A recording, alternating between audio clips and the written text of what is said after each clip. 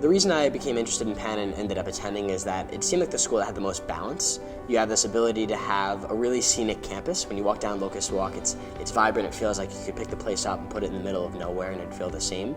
But in reality, you can walk a block or two to the side and see skyscrapers and be in the midst of museums and concert venues. It has this balance of small class sizes, and we have a balance of being a top-tier academic institution without sacrificing the ability to have a nice social life and really get engaged in things outside of the classroom, both in the broader Philadelphia area and with your friends on campus. My name is Ryan Leone. I'm a senior here at Penn in the Roy and Diana Vagelos Life Sciences and Management dual degree program. I'm studying the biological basis of behavior in the college and concentrating in healthcare management and policy in Wharton, and I'm originally from Long Island, New York. The Roy and Diana Vagelos Life Sciences and Management dual degree program is essentially one of the coordinated programs at Penn where you get 2 bachelor's degrees. One is from the College of Arts and Sciences, where you get a BA in some type of life science, whether that's biology, biochemistry, biological basis of behavior.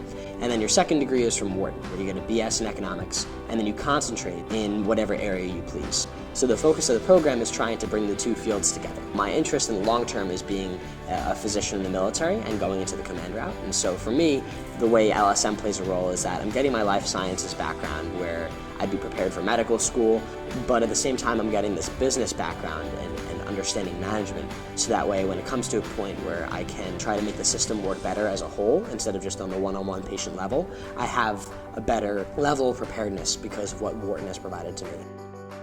Growing up in Long Island, New York, there wasn't really a huge military presence, and that was why I had this misconception of the military as just being for the infantry. So after my summer in San Antonio at the Institute of Surgical Research, I saw that it was really a military city. Everyone there knew the military or was a veteran or knew someone who had served previously, and I wanted to try and bring that to Philadelphia and to Penn. So I tried to create a student group that I called Armed, in the sense of arming people with knowledge of the military, to reduce that military-civilian divide, and to not only expose people to what military members or veterans go through or have gone through, but to also encourage them to think of different routes of public service that they can pursue, and to think of the military as a potential viable career path. I also had the chance to start getting more involved in things on campus that tied into military and veterans issues. So I had begun working at the VA Medical Center the previous summer when I found out I had this interest, but I continued to do that throughout the rest of the time I've been at Penn. And during my junior year, I started to get involved with the Philadelphia City Council Veterans Advisory Commission. So I work with the director as a social media representative, and I basically run all of their social media accounts to try and get people who are veterans in the Philadelphia community or supporters of veterans to understand a bit more about what events are happening. And then my junior year summer, I got involved in 2 internships. The primary one was at the Defense Health Agency, which is essentially the organization that runs the military's health system. I worked under my idol, Vice Admiral Raquel Bono, who was a trauma surgeon and then went down the command path to now be in charge of the care for the 9.4 million beneficiaries in the military health system.